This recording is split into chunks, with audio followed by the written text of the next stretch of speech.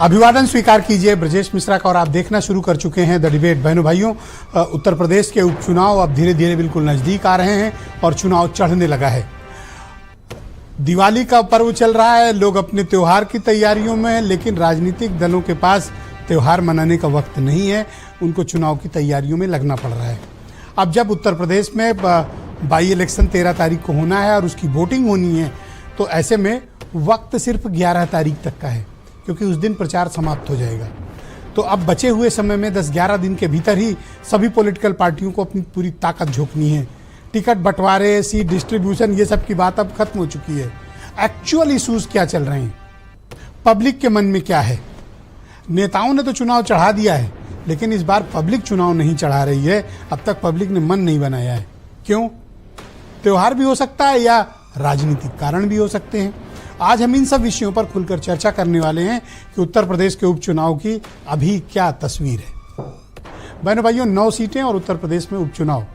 UP का उपचुनाव, जैसा मैं कहता हूं, कई राज्यों की विधानसभाओं के चुनाव से भी ज्यादा बड़ा होता है और इस बार 1-2 नहीं बल्कि 9 सीटों पर मुकाबला होना है। ऐसे में ये चुनाव बहुत ही दिलचस्प है। त्योहार का पर्व चल रहा है और सब कोई दिवाली में व्यस्त है, लेकिन जितने भी कैंडिडेट्स हैं, जितनी भी पॉलिटिकल पार्टी के सेकंड लाइन की लीडरशिप है, टॉप लीडर्स निकलेंगे 2 या 3 तारीख से, 4 तारीख से, लेकिन जो सेकंड लाइन की लीडरशिप है और उसके नीचे की लीडरशिप है, सबकी पूरी प्रॉपर बड़ी तैयारियों के साथ सब अपना त्योहार छोड़कर क्षेत्रों में मौजूद हैं, क्योंकि इस 9 सीटों से ये तय होना है कि उत्तर प्रदेश में इस बार ताकत किसके पास है। बीजेपी, जिसके किले में सेंध लगाने में जून में कामयाब हो गया था अपोजिशन, या फिर बीजेपी अपनी पुरानी ताकत को फिर से वापस पाने में कामयाब होगी। खास बात यह है कि इस बार कांग्रेस चुनाव मैदान में नहीं है। उसने सपोर्ट दिया है कांग्रेस को। एक भी सीट पर कांग्रेस पार्टी यूपी में चुनाव नहीं लड़ रही है, लेकिन समाजवादी पार्टी को इसका भुगतान करना पड़ा। महाराष्ट्र में उनको सीट ही नहीं दी गई। तो अखिलेश यादव ने एक बात कही थी, वो वाकई बड़ी गंभीर बात है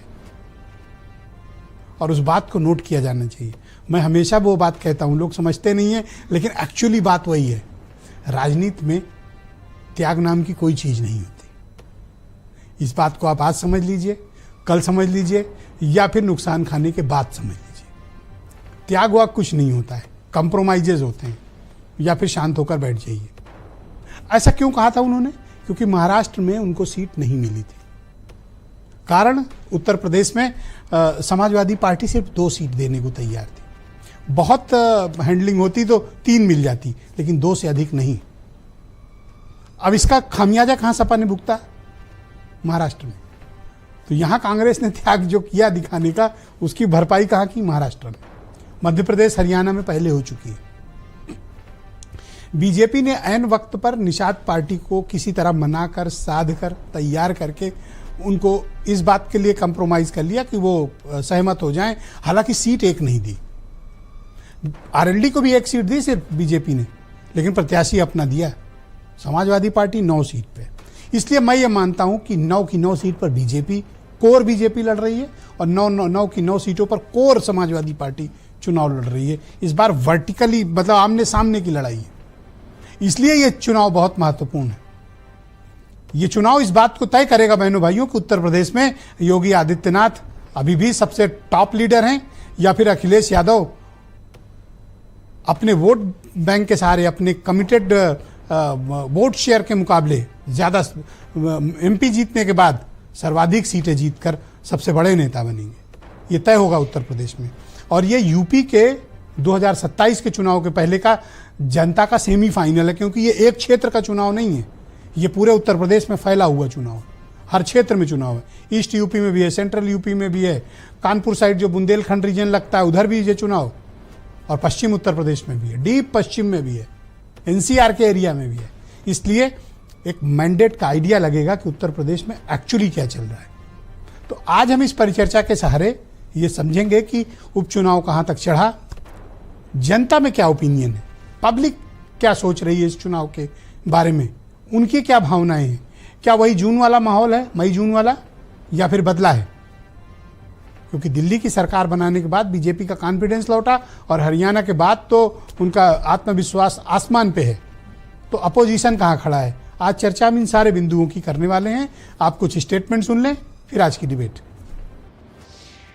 9 उपचुनाव जहां हो रहे हैं, भारतीय जनता पार्टी सरकार के अधिकारियों को आगे करके चुनाव लड़ रही है। उसके बावजूद भी जनता इन्हें चुनाव हराएगी।